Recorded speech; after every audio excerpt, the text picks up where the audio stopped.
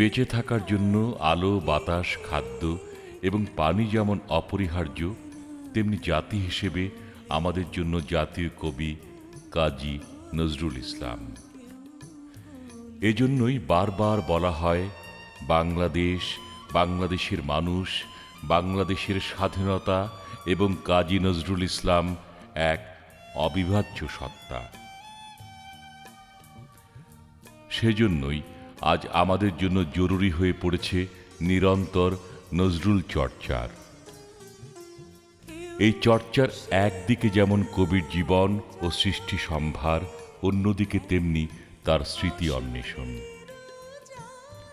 এই অন্বেষণেরই ফসল চট্টগ্রামে নজরুল।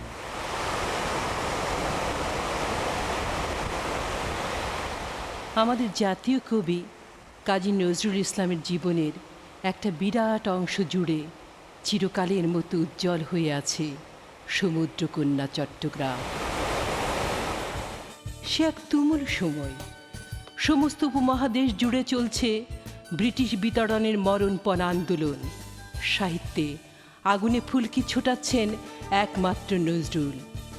বাংলা কবিতার ভিজে উঠানে তিনি নিয়ে এসেছেন কালবৈশাখী ঝড়ের রুদ্রতাণ্ডব। যে কবির বাণীর জন্য পরাধীন দেশ, অপমানিত জাতি কান পেতেছিল, নজরুল ছিলেন সেই বহুকাঙ্ক্ষিত প্রতিশ্রুত কবি।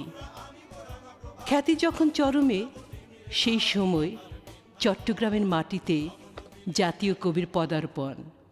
মূলত মরহুম হবিবুল্লাহ বাহারের ঐকান্তিক উৎসাহ ও আগ্রহের কারণে চট্টগ্রামের সাথে সংযোগ সাধিত হয় জাতীয় কবির। কবি চট্টগ্রামে এলেন, আর প্রাণের হিল্লোল ছড়িয়ে পড়ল বাড়ি থেকে বাড়ি, পাড়া থেকে পাড়া, সমস্ত শহরে, প্রতিটি জনপদে। চট্টগ্রামের আকাশ বাতাস কেঁপে উঠল কবির কবিতায়, বক্তৃতায়, কথায় আর গানে। 1926 জুলাই, 1929 জানুয়ারি এবং 1932 মে মাসে পরপর 3 বার চট্টগ্রামের মাটিতে আগমন ঘটে জাতীয় কবির। এই 3টি সফরে কবির জন্য আয়োজন করা হয় অসংখ্য সংবর্ধনা, সভা ও অনুষ্ঠানের। নজরুলকে বরণ করবার জন্য হিন্দু মুসলমান নির্বিশেষে সমাজের সর্বস্তরের মানুষ সেদিন এসেছিলেন এগিয়ে। চট্টগ্রাম কবির নিজের অন্তর আত্মাকে করেছিল দারুণভাবে উদ্বেল। সেদিন কবি যেন তাঁর যুদ্ধের তরবারি এবং ধ্বংসের শিঙা ফেলে এসেছিলেন কলকাতার কোলাহলে। বিরতি ঘটেছিল সংগ্রামে। বীর চট্টলার সচ্ছল প্রকৃতির বাহুপাশে যেন সঁপে দিয়েছিলেন নিজেকে, ভেসে গিয়েছিলেন বিরহের স্বর্গলোকে। তারই সাক্ষ্য হয়ে আছে সিন্ধু হিন্দল আর চক্রবাকের মতো কাব্যগ্রন্থ। সিন্ধু কবিতার 3টি তরঙ্গ, গোপন প্রিয়া, অনামিকা, কর্ণফুলী, মিলন মোহনায়, বাতায়ন পাশে গুবাক তরুর শাড়ি, নবীনচন্দ্র, বাংলার আজিজ, শিশু জাদুকর, স্তব্ধ রাতে, অন্ধকারের পেঁচা, চক্রবাক, শীতের সিন্ধু, আলো ফুলের মতো অবিস্মরণীয় কবিতা চট্টগ্রামে বসেই লেখা। নজরুল সঙ্গীতেও চট্টগ্রাম জুগিয়েছে আমার সাম্পান যাত্রী নালয়, ওরে মাঝি ভাই তোমার কোলে তুইলা বন্ধু, কি হবে লাল বাউটা তুইলা, কিংবা কেমনে রাখি আঁখি বারে চাপিয়ার মতো অমর অজর গান। মধুমালার মতো গীতিনাট্য কবির চট্টগ্রাম সফরের প্রত্যক্ষ ফসল। তাই তো বেগম শামসুন্নাহার মাহমুদকে কবি লিখেছিলেন, তোমাদের ছায়া ঢাকা পাখি ডাকা দেশ, তোমাদের সিন্ধু পর্বত গিরিদরি বন আমায় গান গাইয়েছিল, তোমাদের সোনার আকাঙ্ক্ষা আমায় গান গাইয়েছিল। এভাবেই জাতীয় কবির সৃষ্টির অবিস্মরণীয় ভুবনে ভাস্বর হয়ে আছে চট্টগ্রাম। রাঢ় বাংলার সন্তান কাজী নজরুল ইসলাম বারবার ছুটে এসেছেন পূর্ব বাংলায় সেই ছেলেবেলা থেকে, কখনো ময়মনসিংহ, কখনো ঢাকা, কখনো কুমিল্লা, কখনো বা চট্টগ্রাম। চট্টগ্রাম তাকে বিশেষভাবে আকৃষ্ট করেছিল কারণ চট্টগ্রামের নিসর্গ সৌন্দর্য। বাংলাদেশের আর কোথায় তিনি একই সঙ্গে সাগর, পাহাড়, নদী এবং ঝর্ণা পেতেন? এছাড়া তো তার মনের মানুষরা সেখানে ছিলেনই, বাহার এবং নাহার। বস্তুত বাংলা সাহিত্যে উপেক্ষিত সমুদ্র বা সাগর নজরুলের কাব্যে, বিশেষ করে সিন্ধু কবিতায় যেভাবে বর্ণিত হয়েছে তার কোনো তুলনা নেই। এবং চট্টগ্রামের নিসর্গ সৌন্দর্য তার সামগ্রিকতা নিয়ে, ব্যাপকতা নিয়ে, গভীরতা নিয়ে নজরুলের কবিতায় অমলিন হয়ে আছে। পাষাণের ভাঙালে ঘুম কে তুমি সোনারি ছোঁয়ায়, পাষাণের ভাঙালে ঘুম কে তুমি সোনারি ছোঁয়ায়, পাষাণের ভাঙালে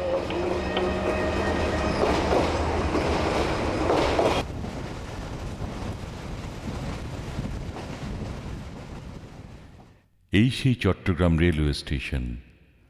আজ থেকে ৭৯ বছর আগে এই রেল স্টেশনে পা রাখার ভেতর দিয়ে সূচনা হয় জাতীয় কবির চট্টগ্রাম ভ্রমণের। রেল স্টেশনটি এখন আর আগের মতো নেই, অনেক সংস্কার করা হয়েছে, গড়ে উঠেছে নতুন ভবন। ১৯২৬ সালে জুলাই মাসে হাজার হাজার মানুষ কবিকে বরণ করবার জন্য ছুটে এসেছিলেন এখানে। চট্টগ্রাম রেল স্টেশন থেকে শোভাযাত্রা সহকারে জাতীয় কবিকে নিয়ে যাওয়া হয় চট্টগ্রামের ডাক বাংলোতে। মহানগরে কথিত ডিসি পাহাড়ের উপর এই ডাক বাংলোতেই কাটে চট্টগ্রামে কবির প্রথম রাত। সেই ডাক বাংলোটি এখন আর নেই। ১৯৯৯ সালে এই ডাক বাংলোটি ধ্বংস করে এখানে গড়ে তোলা হয় বিভাগীয় কমিশনারের বাসভবন। চট্টগ্রামের মাটিতে জাতীয় কবিকে প্রথম সম্বর্ধনা জানিয়েছিল এই চট্টগ্রাম কলেজ। ১৯২৬ সালে এই কলেজের ছাত্র ইউনিয়ন, শিক্ষক এবং বিশেষ করে চট্টগ্রামের তরুণদের সবচেয়ে প্রিয় নেতা হাবিবুল্লাহ বাহারের ঐকান্তিক আগ্রহ এবং উৎসাহেই কবিকে এখানে নিয়ে আসা হয়েছিল। কবির সঙ্গে সেই সময় সর্বভারতীয় নেত্রী সরোজিনী নাইডুকে সম্বর্ধনা দেওয়া হয়। সম্বর্ধনা সভায় সভাপতিত্ব করেছিলেন সেই সময়কার কলেজের অধ্যক্ষ মরহুম কামাল উদ্দিন। প্রশস্তিমূলক ভাষণ দিয়েছিলেন যোগেশ চন্দ্র সিংহ, তরুণ অধ্যাপক। কবি প্রধান অতিথির ভাষণ দিতে উঠে দাঁড়ান, মুহুর্মুহু করতালিতে ফেটে পড়ে মিলনায়তন। দাবি ওঠে, কবিতা আবৃত্তি চাই, গান চাই। কবি অশ্রুতপূর্ব উদাত্ত কণ্ঠে তার বিদ্রোহী কবিতা এখানে ছাত্রছাত্রীদের আবৃত্তি করে শোনান। সেই সময় এই কলেজের ছাত্রী সংখ্যা ছিল মাত্র ৩ জন। তারা দাবি তুলল কবিকণ্ঠে নারী কবিতার আবৃত্তির। বিশ্বে যত ফুলিয়াছে ফুল, ফলিয়াছে যত ফল, নারী দিল তাহে রূপ রস মধু গন্ধ সুনির্মল। তাজমহলের পাথর দেখেছ, দেখিয়াছ তার প্রাণ, অন্তরে তার মমতাজ নারী, বাহিরেতে শাহজাহান। জ্ঞানের লক্ষ্মী, গানের লক্ষ্মী, শস্য লক্ষ্মী নারী, সুষমা লক্ষ্মী নারী, ফিরিছে রূপে রূপে সঞ্চারী। চট্টগ্রামের সরকারি কলেজের আজকের ছাত্রছাত্রীরা কি জানে সেদিনের কথা? এটা তো আমি জানি না। আমি শুনি না ঠিক। না, আমি ঠিক জানি না আসলে। শিওর জানি না। কি আমাদের কলেজে? হ্যাঁ, এরকম কথাই কারো কাছে শুনেছেন কখনো? না। আজ এবং আগামী দিনের স্বার্থে এখানে গড়ে উঠতে পারত একটি স্মৃতিফলক, যার মাধ্যমে যেমন মহিমান্বিত হতো এই শিক্ষাঙ্গন, তেমনি ছাত্রছাত্রীরা পেত তাৎপর্যপূর্ণ কিছু তথ্য। কিন্তু তা হয়নি। কেন? বাংলাদেশের জাতীয় কবি কাজী নজরুল ইসলাম যখন চট্টগ্রাম ভ্রমণে আসেন সে সময় তিনি চট্টগ্রাম কলেজে এসেছিলেন এবং চট্টগ্রাম কলেজের ছাত্র শিক্ষকরা তাকে সংবর্ধনা জানিয়েছিল। এটি একটি অত্যন্ত গুরুত্বপূর্ণ তথ্য, কিন্তু যে কোনো কারণেই হোক এই তথ্যটা সবার মধ্যে সম্প্রসারিত হয়নি, আমরা জানতে পারিনি। এই কারণে চট্টগ্রাম কলেজে এই স্মৃতিটাকে অমলিন রাখার জন্য কোনো উদ্যোগ নেওয়া হয়নি।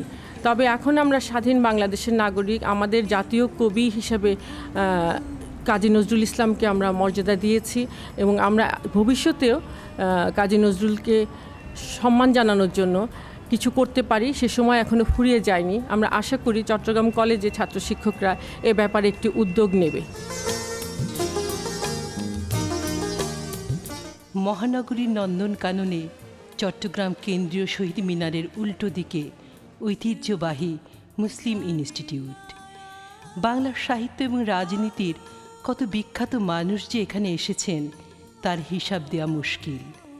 আরও একটি কারণে এই মুসলিম ইনস্টিটিউট ইতিহাস হয়ে আছে, তা হলো আমাদের জাতীয় কবি কাজী নজরুল ইসলাম কমপক্ষে দুবার এখানে এসেছেন, বক্তব্য দিয়েছেন, আবৃত্তি করেছেন, গান গেয়েছেন।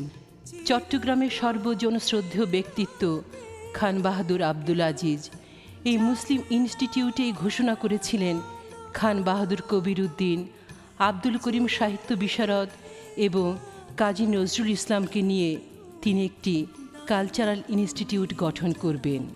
তাঁর আকস্মিক মৃত্যুর ফলে সে স্বপ্ন আর বাস্তবায়ন করা সম্ভব হয়নি। জাতি, ধর্ম, বর্ণ নির্বিশেষে সারা দেশের মানুষকে যে কি পরিমাণ উদ্বেলিত, আলোড়িত এবং প্রভাবিত করেছিলেন জাতীয় কবি, তার জ্বলন্ত ইতিহাস হয়ে আছে চট্টগ্রামের আন্দরকিল্লার এই জামে মসজিদটি। কয়েক শতাব্দী প্রাচীন এই জামে মসজিদটি জুমা মসজিদ হিসেবে একসময় খ্যাত ছিল। এই মসজিদের সঙ্গে জড়িয়ে আছে জাতীয় কবির স্মৃতি।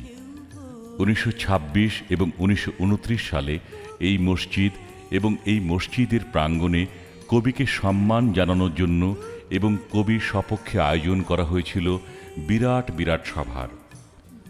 1929 সালের 8 ডিসেম্বর আয়োজিত সভায় চট্টগ্রামের স্কুল, কলেজ ও মাদ্রাসা ছাত্ররা স্বতঃস্ফূর্তভাবে যোগ দিয়েছিল। এ সভায় কবিকে মালিকুস শুআরা বলে অভিহিত করা হয়।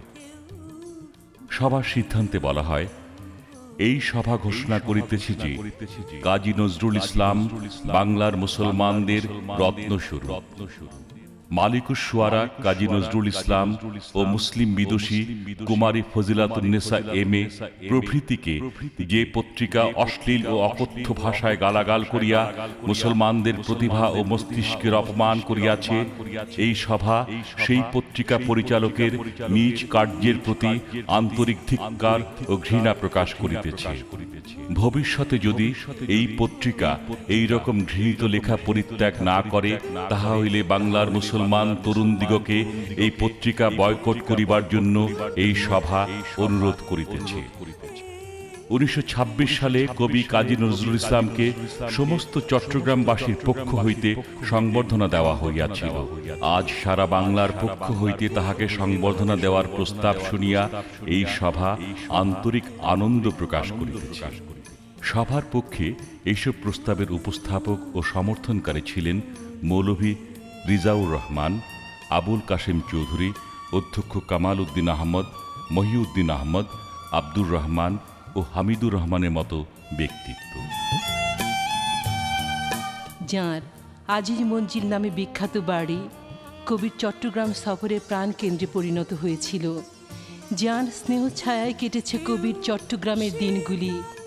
যে মহাপুরুষের প্রতি শ্রদ্ধা জানাতে কবি লিখেছেন, পোহায়নি রাত, আজান তখনও দেয়নি মুয়াজ্জিন। মুসলমানের রাত্রি তখন আর সকলের দিন। অঘোর ঘুমে ঘুমায় যখন বঙ্গ মুসলমান, সবার আগে জাগলে তুমি গাইলে জাগার গান। যিনি স্বজাতির উন্নতির জন্য নিজেকে উৎসর্গ করেছিলেন, সেই খান বাহাদুর আব্দুল আজিজের সমাধিটি আজও আছে মুসলিম এডুকেশন সোসাইটির প্রাঙ্গণের এক কোণে আরও দু একটি কবরের সাথে মিলেমিশে। আমার সম্পান যাত্রী নালয় ভাঙায় আমার তরি, আমার সম্পান যাত্রী নালয়। তামাকু মন্ডি থেকে ফিরিঙ্গি বাজারের ভেতর দিয়ে যে পথে কবি কর্ণফুলীর তীরে পৌঁছতেন তার নাম এখন কাজী নজরুল ইসলাম সড়ক। কোতোয়ালি থানা ও চট্টগ্রাম উন্নয়ন কর্তৃপক্ষ থেকে ফিরিঙ্গি বাজার ঘাট পর্যন্ত বিস্তৃত এই সড়কটি। আমার সম্পান যাত্রী নালয় ভাঙায় আমার তরি। কবি জানতে চেয়েছিলেন, তোমরা আমায় দেখতে কি পাও আমার গানের নদীর পারে। যে নদীর জন্য কবির অন্তরে এত আগ্রহ, এত মমতা, যে নদী দেখি অঙ্কুর বেরিয়েছিল ওগো চক্রবাকি, তোমারে খুঁজিয়ে অন্ধ হলো যে চক্রবাকের আখি। যে নদীর কিনারে বসে কবি লিখেছিলেন, ওগো কর্ণফুলী উজাড় করিয়া দিনু তব জলে আমার অশ্রু গলি। যে নোনা জলের সিন্ধু শিকতে নীতি তব আনাগোনা, আমার অশ্রু লাগিবে না সখী তার চেয়ে বেশি লোনা। এই সেই কর্ণফুলী নদী। কর্ণফুলীর কাছে কবি প্রশ্ন রেখেছেন, তুমি কি পদ্মা, হারানো গোমতী, ভুলে যাওয়া ভাগীরথী? তুমি কি আমার বুকের তলায় প্রেয়সী অশ্রুমতী? কর্ণফুলীর পানিতে ভাসত জাতীয় কবির সাম্পান। সাম্পানের যাত্রী কবির সহযাত্রী অনুজ প্রতিম হাবিবুল্লাহ বাহার, হিমাংশু বিমল মজুমদার, লোকনাথ বল কিংবা একে খানের মতো মানুষরা। কখনো কখনো সাম্পানের মধ্যেই শুরু হতো গানের আসর, অথবা নদীর কিনারে বিভিন্ন স্থান থেকে সাম্পানের মাঝিরা এসে জুটত। তারপর চলতো দীর্ঘ সময় ধরে সুর করে গান গাওয়া, আমার সাম্পান যাত্রী নালয় ভাঙ্গা আমার তরি। আমার সম্পান যাত্রী নালয় ভাঙায় আমার তরি, আমার সম্পান যাত্রী নালয় ভাঙায় আমার তরি।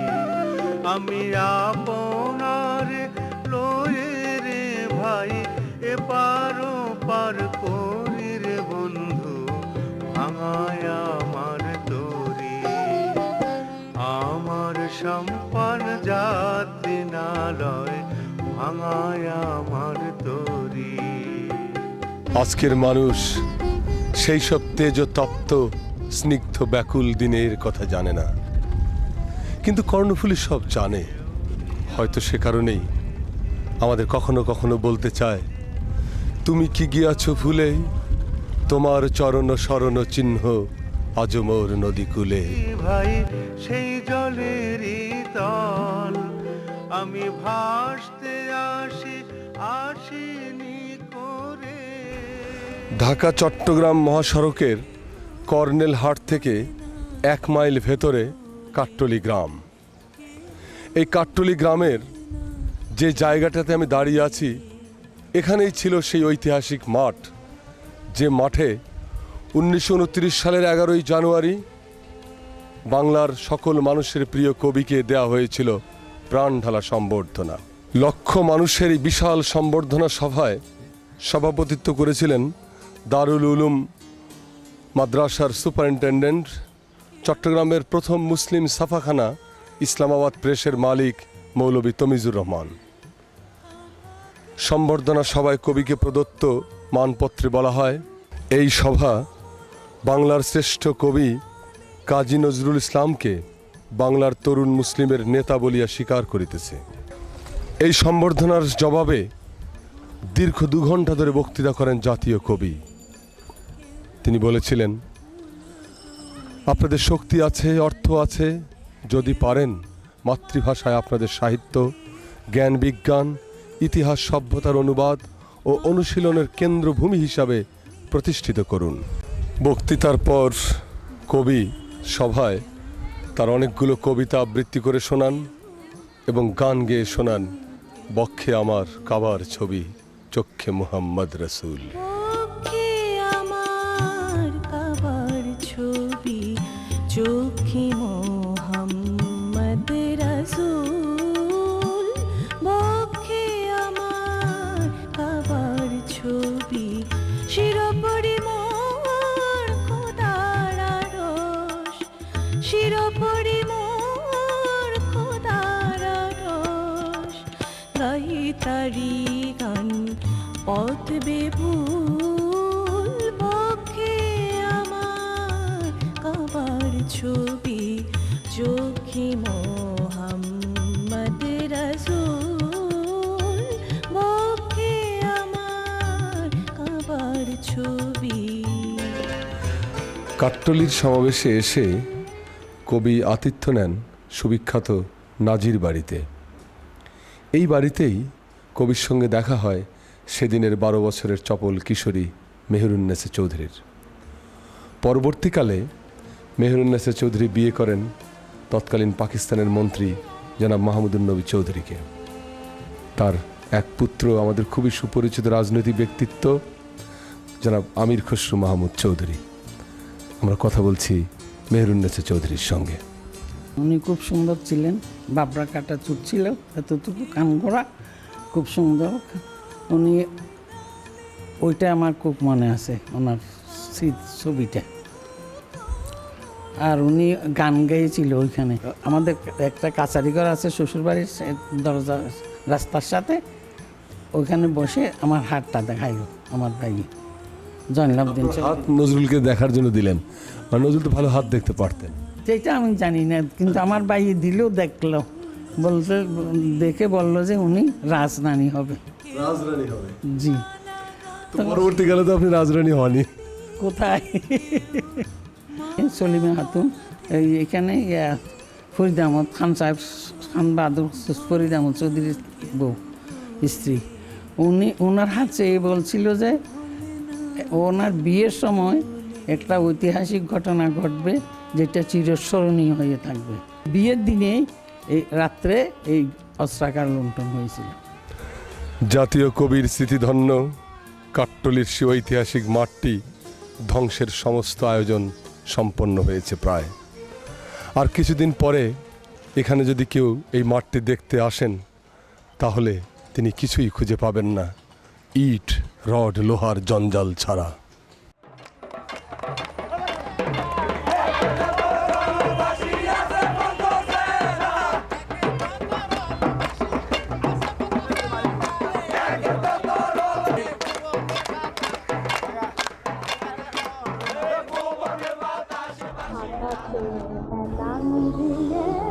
মহানগর চট্টগ্রাম থেকে 35 কিলোমিটার দূরে ঢাকা চট্টগ্রাম হাইওয়ের পাশে সীতাকুণ্ড পাহাড়।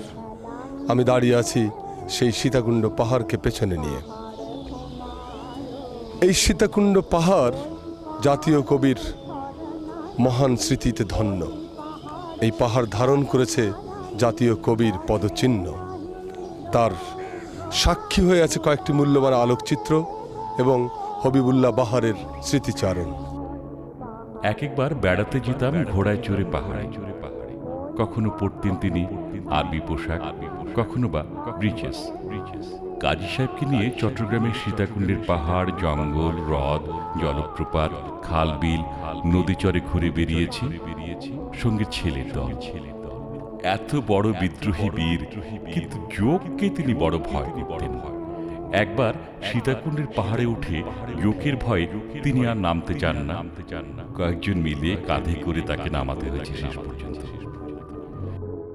সেই সীতাকুণ্ড পাহাড়ে বাংলাদেশ বন বিভাগ এখন প্রতিষ্ঠা করেছে বোটানিক্যাল গার্ডেন এবং ইকো পার্ক। কবি এই সীতাকুণ্ড পাহাড় চষে বেরিয়েছেন, বিভিন্ন সময় এসেছেন, ছবি তুলেছেন সহস্রধারা, সুপ্তধারা জলপ্রপাতের পাশে, উপভোগ করেছেন নিসর্গের সৌন্দর্য, দেখতে গিয়েছেন চন্দ্রনাথের মন্দির। কবির সৃজন মানুষে ব্যাপক প্রভাব বিস্তার করেছিল সীতাকুণ্ড পাহাড়। পরবর্তীকালে তিনি যখন সাপুড়ে ছবির জন্য গান লেখেন, আকাশে হেলান দিয়ে পাহাড় ঘুমায় ওই, তখন তা যেন সীতাকুণ্ড পাহাড়কে মনে করেই।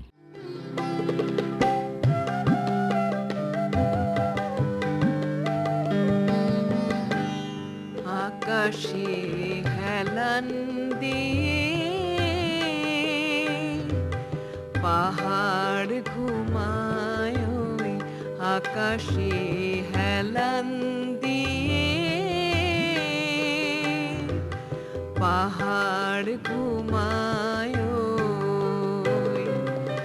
ওই পাহাড়ের ঝর্ণায় আমি ওই পাহাড়ের ঝর্ণায় আমি ঘরে নাহি রই গো উধাও হয়ে বই পাহাড় ঘুমায় ওই আকাশে হেলান দিয়ে পাহাড় ঘুমায়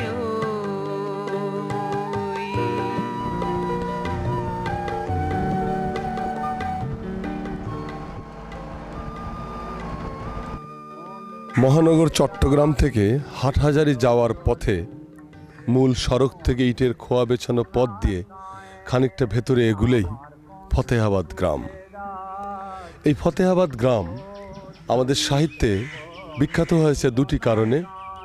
এই গ্রাম জাতীয় কবির স্মৃতিধন্য এবং এই গ্রামেই সুবিখ্যাত আলম পরিবারের বাস। আমি দাঁড়িয়ে আছি আলম পরিবারের বাড়ির সামনে। আমাদের জাতীয় কবির জীবনে বেশ খানিকটা জায়গা জুড়ে আছে এই আলম পরিবার। এই পরিবারের শামসুল আলম, মাহবুবুল আলম, দিদারুল আলম এবং অহিদুল আলম ছিলেন জাতীয় কবির একান্ত অনুরক্ত এবং তাদের জন্যই এই গ্রামে কবির আসা। কবিকে চট্টগ্রাম শহর থেকে ট্যাক্সি করে এই বাড়িতে নিয়ে এসেছিলেন দিদারুল আলম, সেটা 1929 সালের 26শে জানুয়ারি। এরপরে কবি আরও একবার এই বাড়িতে এসেছিলেন, সেটা 1932 সালের 5ই মে। এই বাড়িতে কবির জন্য আয়োজন করা হয়েছিল একটা বড় সম্বর্ধনার। সেই সম্বর্ধনার সবাই কবিকে দেয়া হয়েছিল একটি মানপত্র, যে মানপত্র রচনা করেছিলেন দিদারুল আলম। কবি এখানে অগণিত মানুষের সামনে তার গান, তার কবিতা আবৃত্তি করে শুনিয়েছিলেন। আমরা সেই বিখ্যাত আলমদের জ্যেষ্ঠ ভ্রাতা শামসুল আলমের পুত্র আনোয়ারুল আলমের সঙ্গে কথা বলছি। উনি যখন আসছেন তখন আমার মা চা বানাবার জন্য ব্যস্ত থাকতেন। আমার দাদি ও পানটা একটু বেশি খেতেন আর চাটা বেশি খেতেন। এগুলো শুনছি আর কি আমার মায়ের বা চাচাদের কাছে। ফতেহাবাদের আলম পরিবারের বাড়ির সামনেই চট্টগ্রাম জেলা প্রশাসনের উদ্যোগে একটি স্মৃতি ফলক স্থাপিত হয়েছে।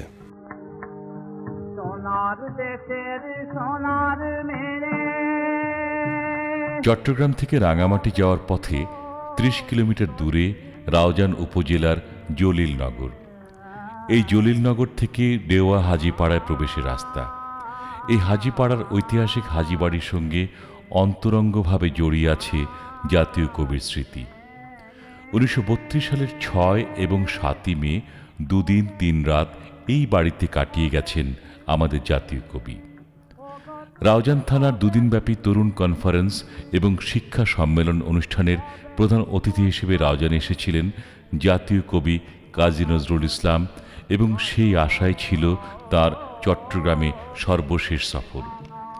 এই পুরো প্রক্রিয়ার একটি জাতীয় কমিটি তো ছিলই, তবে মূল উদ্যোক্তা ছিলেন জনাব নুরুল আফসার চৌধুরী, নুরুল হুদা চৌধুরী এবং এই হাজিবাড়ির অলি মিয়া চৌধুরী এবং আমন মিয়া চৌধুরী। এখনও তাদের বংশধররা এই হাজিবাড়িতে বসবাস করছেন। কবির স্মৃতি বিজড়িত হাজিবাড়ির সেই শতাব্দী প্রাচীন কাছারি ঘরটি এই সেদিনও ছিল। গত বছর এটা বিধ্বস্ত হয়ে যায়। এই যে এখন যেখানে আপনারা দেখছেন শিমলতা গাছ টাছ, সেটা নানান ধরনের জিনিসপত্র, এই জায়গাটাতেই ছিল সেই ঐতিহাসিক কাছারি ঘর, যে ঘরে 2 দিন 3 রাত কাটিয়ে গেছেন আমাদের জাতীয় কবি। হাজিবাড়ির উত্তর দিকে রায়মঙ্গল দিঘির পূর্ব পারে যেখানে আমার পেছনে আপনারা দেখছেন বিভিন্ন মানুষের বাড়িঘর, এইখানে ছিল একটা খুব বড় খোলা মাঠ। সেই মাঠে এই সম্মেলনের জন্য তৈরি হয়েছিল বিশাল বড় প্যান্ডেল। শুধু চট্টগ্রাম নয়, দূর দূরান্ত থেকে হাজার হাজার লক্ষ লক্ষ মানুষ সেদিন ছুটে এসেছিলেন কবিকে এক নজর দেখবার জন্য। ভিড় সামলানোর জন্য শেষ পর্যন্ত উদ্যোক্তারা টিকিট কেটে কবি দর্শনের ব্যবস্থা নিতে বাধ্য হন। অর্থাৎ 4 আনা, 5 আনা, 8 আনা এবং 5 টাকা হারের টিকিট ফি নির্ধারিত হয় এবং কবিকে দেখতে হলে, অনুষ্ঠানে অংশ নিতে হলে টিকিট কেটেই সবাইকে ঢুকতে হবে। আমাদের সাহিত্যের ইতিহাসে হয়তো সেটাই প্রথম টিকিট কেটে কবি দর্শনের ঘটনা। দুদিনের এই সম্মেলনের প্রথম দিনের অধিবেশনে সভাপতিত্ব করেছিলেন চট্টগ্রামের তৎকালীন বিভাগীয় কমিশনার খান বাহাদুর আব্দুল মোমেন, আর দ্বিতীয় দিনের অনুষ্ঠানে সভাপতিত্ব করেছিলেন আব্দুল করিম সাহিত্য বিশারদ। দুদিনেরই অনুষ্ঠানে স্বাগত ভাষণ দিয়েছিলেন ডক্টর মোহাম্মদ এনামুল হক। বক্তা ছিলেন হাবিবুল্লাহ বাহার, মাহবুবুল আলম, আবুল ফজল, নাজির আহমেদ চৌধুরীর মতো ব্যক্তিরা। এই দুদিনের সভায় অসংখ্য গান, কবিতা কবি গেয়েছেন, আবৃত্তি করেছেন। বিশেষ করে তার সাম্যবাদী এবং তার চল চল চল ঊর্ধ্ব গগনে বাজে মাদল আজও যেন রাউজানের প্রান্তরে প্রান্তরে প্রতিধ্বনি করে ফেরে। চল চল চল চল চল চল ঊর্ধ্ব গগনে বাজে মাদল, নিম্নে ভূতলা ধরণী তল, তরুণ প্রাতের তরুণ দল, চল রে চল রে চল চল চল চল চল চল চল ঊর্ধ্ব গগনে বাজে মাদল, নিম্নে ভূতলা ধরণী তল, তরুণ প্রাতের তরুণ দল, চল রে চল রে চল চল চল চল চল চল চল।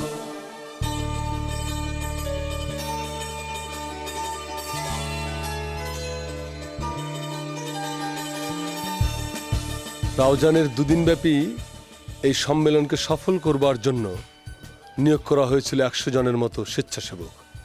তাদেরই একজন ছিলেন আব্দুল কুদ্দুস মাস্টার। নজরুল ইসলামকে দেখাশোনা করার দায়িত্ব আমি ছিলাম। খুব অন্তঃখোলা লোক ছিল তিনি। অট্ট হাসি তার এখনও আমার স্মরণে আছে। হাসিটা এমন ছিল যেমন সাত ফাটাই বেঁচেছে, এরকম হাসি হাসতেন। হাসি এরকম ছিল, ভাই কুদ্দুস মাস্টার তুমি আমার জন্য আনো, চা না আনো, পান আনো, পান আর চা। আমি দুইটাই খাই, পান আর চা, এই দুটো আমার প্রিয় খাদ্য। উনি আমাকে বলতেন, যে কোনো সময় চা নিতাম তখনই খেয়ে ফেলতেন। আর মুখে পান আছে, গান গাইতেছে, মুখে পান আছে তার, গান গাইতেছেন। আমি 2 দিন 2 রাত তার পাহারায় ছিলাম। ঘরের পাশে একটা কামরায় অনেক জায়গায় পাশে আমি শুইতাম, ওই পাশে উনি শুইতেন। রাউজানে কবি স্মৃতি রক্ষার জন্য এখন এগিয়ে এসেছেন চৌধুরী পরিবারের লোকজনেরা, স্থানীয় জনসাধারণ এবং জেলা প্রশাসন। তাদেরই উদ্যোগে হাজীবাড়ি প্রবেশের মুখেই এখন একটি স্মৃতিফলক লাগানো হয়েছে এবং ডেউয়া হাজীপাড়া যে প্রাথমিক বিদ্যালয় তার পাশেই প্রতিষ্ঠিত হতে যাচ্ছে জাতীয় কবি কাজী নজরুল ইসলাম পাবলিক লাইব্রেরি। আর প্রত্যক্ষ নজরুল স্মৃতি বলতে যা বোঝায় তার চিহ্ন এখন মাত্র আছে একটি, সেটি হলো এই শতাব্দী প্রাচীন আম গাছটি। জাতীয় কবি স্মৃতিধন্য হাজীবাড়ির সেই পুকুর ঘাটে বসে আমরা কথা বলছি হাজীবাড়ির বর্তমান বংশধরদের সঙ্গে। বর্তমান বংশধরদের মধ্যে মাত্র একজন মানুষ আছেন আমাদের মাঝখানে যিনি জাতীয় কবিকে দেখেছিলেন। তিনি হলেন সেদিনের দুলা মিয়া চৌধুরী সাহেবের 12 বছরের পুত্র, আজকে দৈনিক পূর্বকোণের চেয়ারম্যান জনাব মোহাম্মদ ইউসুফ চৌধুরী। তার সঙ্গে আমরা কথা বলছি। জনাব চৌধুরী, নজরুল আমাদের সেই বাড়ির ওখানে ছিল। আমরা তো তখন ছোট, ওখানে কাছে মনে হয় কাছে যেতে দিতেন না আমাদের। আমরা দেখছি ওই ঘরের সামনে আমাদের একটা বাগান বাড়ি ছিল। সেই বাগান বাড়িতে এই যে চেয়ারে বসে উনি কোন কোন কোন কোন কোন কোন কোন কোন করতে গান করতেন। আমি নজরুলকে দেখেছি খাবার টেবিলে বসে খাওয়ার, তখন তো টেবিল ছিল না, তখন উনি ওই ফরাসে বসে আপনার দস্তরখান পেতে দেওয়া হতো। ওখানে খানা খেয়েছিল, আপনি দেখেছি। বিশেষ করে আমার বন্ধু আব্দুল কুদ্দুস মাস্টার ওনার সঙ্গে সঙ্গে থাকতো। সে আমরা নজরুলের সম্বন্ধে অনেক কিছু জানতে পেরেছে এবং সে লেখার মধ্যেও তার অনেক কিছু প্রকাশ করেছে সে। দুদিনের রাউজান সফরের শেষ দিনে সাত্তারঘাট হয়ে চট্টগ্রাম যাওয়ার পথে গহিরার মানুষরা পথ রোধ করে দাঁড়ায় কবির। তাদের দাবির মুখে গহিরা স্কুল ময়দানে তাৎক্ষণিকভাবে আয়োজিত এক সংবর্ধনা সভায় অংশ নেন জাতীয় কবি। করেন বক্তৃতা, গেয়ে শোনান তাঁর কালজয়ী সঙ্গীত কান্ডারি হুঁশিয়ার।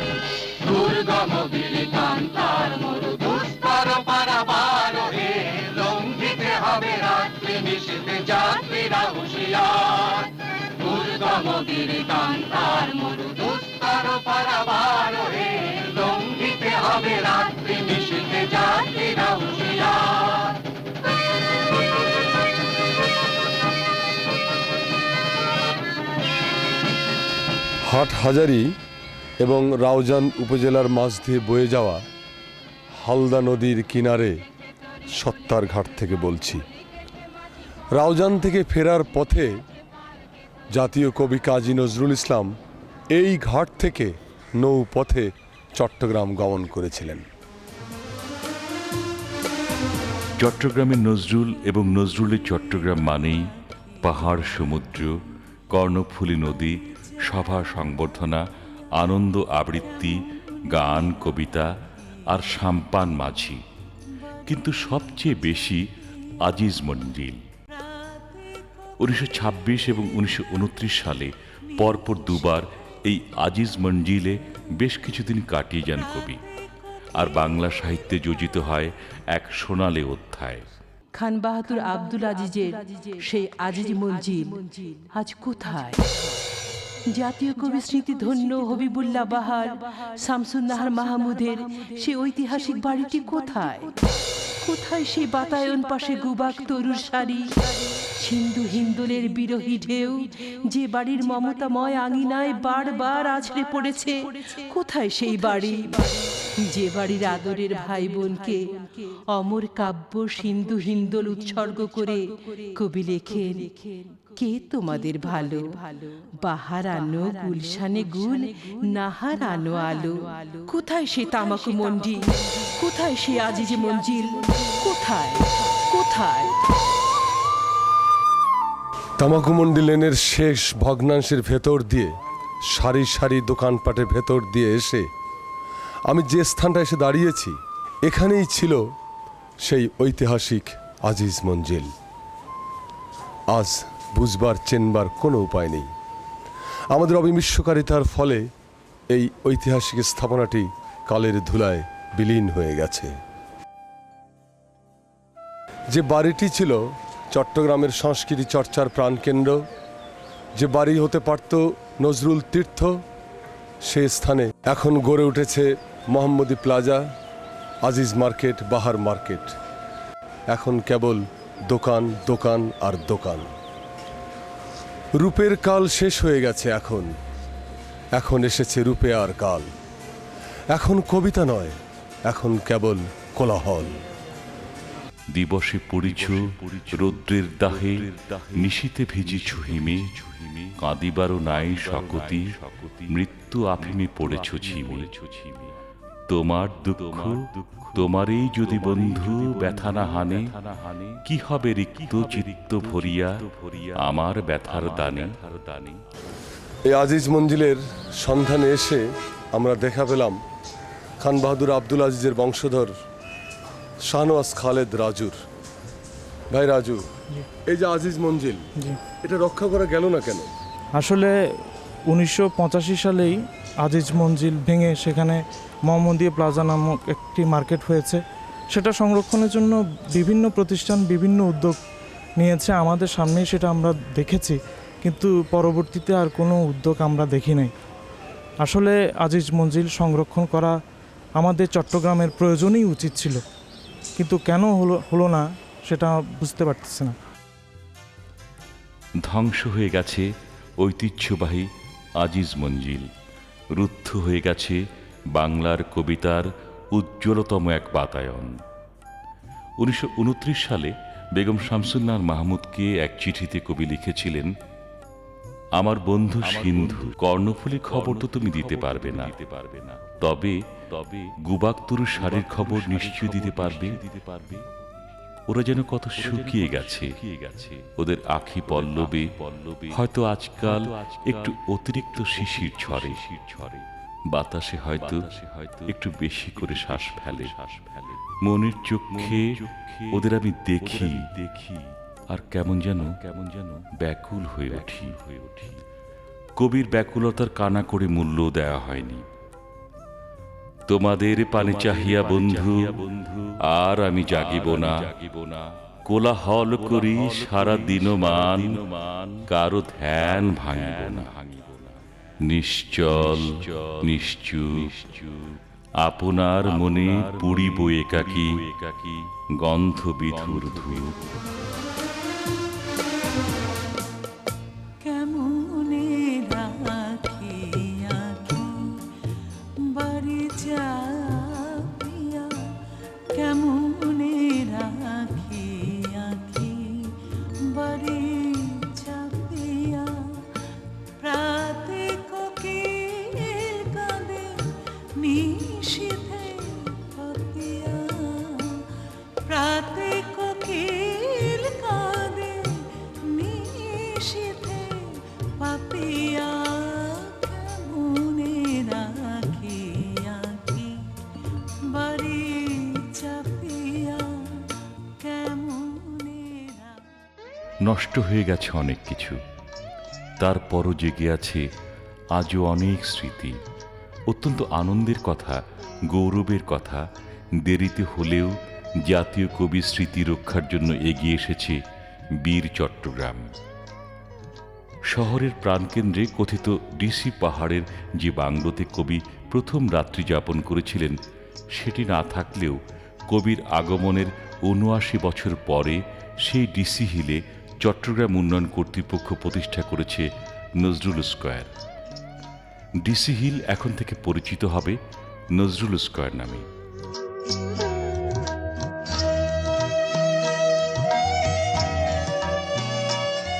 অপূর্ব সুন্দর নৈসর্গিক পরিবেশে স্থাপত্য এবং বৃক্ষের সমবিবাহারে গড়ে উঠেছে এই নজরুল স্কয়ার। একদিকে খোলা মঞ্চ, অন্যদিকে পাহাড়ের কোলে কোলে দর্শকদের গ্যালারি। ইট পাথর বৃক্ষে সবুজে এই যে মনোরম নজরুল স্কয়ার, তার স্থানে স্থানে বসানো হয়েছে কবির মুরাল চিত্র, উৎকীর্ণ হয়েছে চট্টগ্রাম কেন্দ্রিক বা চট্টগ্রামে বসে লেখা কবির বিভিন্ন কবিতা। বহু বাঞ্ছিত, বহু প্রত্যাশিত নজরুল স্কয়ার প্রতিষ্ঠার ভেতর দিয়ে চট্টগ্রামের ইতিহাসে সূচিত হয়েছে এক নতুন যুগের। এই কর্মতৎপরতার ধারাবাহিকতাকে বহমান রাখা এবং বেগবান করা এখন সময়ের দাবি। এভাবে জাতীয় কবির স্মৃতি বিজড়িত প্রতিটি স্থান, স্থাপনা এবং প্রতিষ্ঠানকে যদি আমরা সংরক্ষণের আওতায় নিয়ে আসতে পারি, তাহলে সে হবে একটা খুব বড় ধরনের কাজ।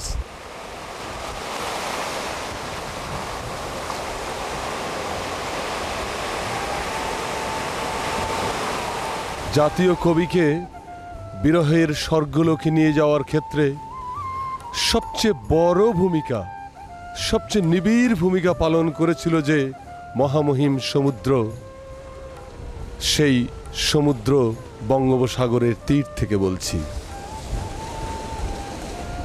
এই সমুদ্রের অনন্য সৌন্দর্যমণ্ডিত যে সৈকতে বসে কবি রচনা করেছিলেন তার অবিনাশী পংক্তিমালা। হে সিন্ধু বন্ধু মোর, হে চির বিরোহী, হে অতৃপ্ত রহি রহি কোন বেদনায় উদ্বেলিয়া ওঠো তুমি কানায় কানায়। কি কথা শোনাতে চাও, কারে কি কহিবে বন্ধু তুমি? প্রতীক্ষায় চেয়ে আছে ঊর্ধ্বে নীলা, নিম্নে বেলাভূমি।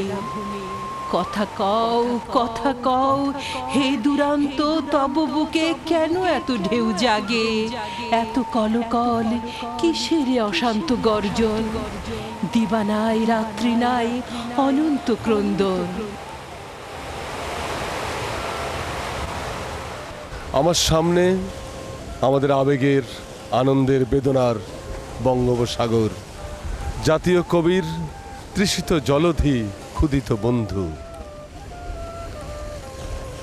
এই সমুদ্রে, এই পতেঙ্গা সমুদ্র সৈকতে সমুদ্রে সম্ভোগ করবার জন্য, সমুদ্রকে উপভোগ করবার জন্য, সমুদ্রের অনন্ত গর্জনের সঙ্গে মিশবার জন্য, সমুদ্রের অনন্ত আকুতির সঙ্গে নিজের আকুতিকে একাকার করবার জন্য কতবার জাতীয় কবি ছুটে এসেছেন কে জানে।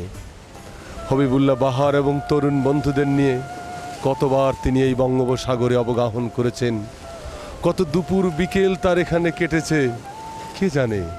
তারই সাক্ষী হয়ে আছে ঐতিহাসিক এই সমস্ত আলোকচিত্র আর কবির অজর অমর অবিনাশী কাব্যগ্রন্থ সিন্ধু হিন্দোল চক্রবাক।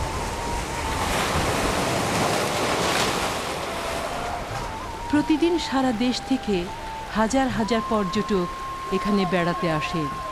তারা কি জানেন পতেঙ্গার ইতিহাসের সবচেয়ে মূল্যবান সেই তথ্যটি? আপনার কাছে কি এমন কোনো তথ্য আছে যে এই সমুদ্র সৈকতে আমাদের জাতীয় কবি কখন এসেছিলেন বা আসেন নাই? সরি, আমার কাছে এমন কোনো তথ্য নেই। এই সমুদ্র সৈকতে আসছে কিনা তথ্য না, আমি ঠিক বলতে পারবো না। না, এরকম আমার জানা নাই, ঠিক ঠিক বলতে পারবো না।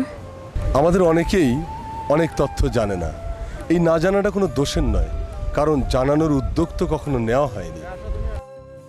শহর চট্টগ্রাম থেকে যে সড়কটি বেড়িবাঁধ পার হয়ে সমুদ্র সৈকতে গিয়ে পড়েছে, সেই সড়ক ধরে বেড়িবাঁধের বট গাছের নিচে সম্পূর্ণ স্থানীয় উদ্যোগে কবির স্মৃতি ধরে রাখবার জন্য প্রতিষ্ঠা করা হয়েছে একটি স্মৃতিফলক, তব চরণ চিহ্ন।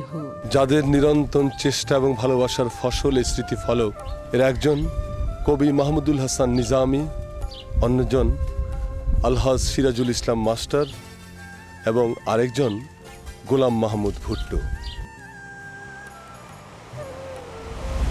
এই নিসর্গ, এই সমুদ্র, এই বেলাভূমিকে কবি ভালোবেসেছিলেন।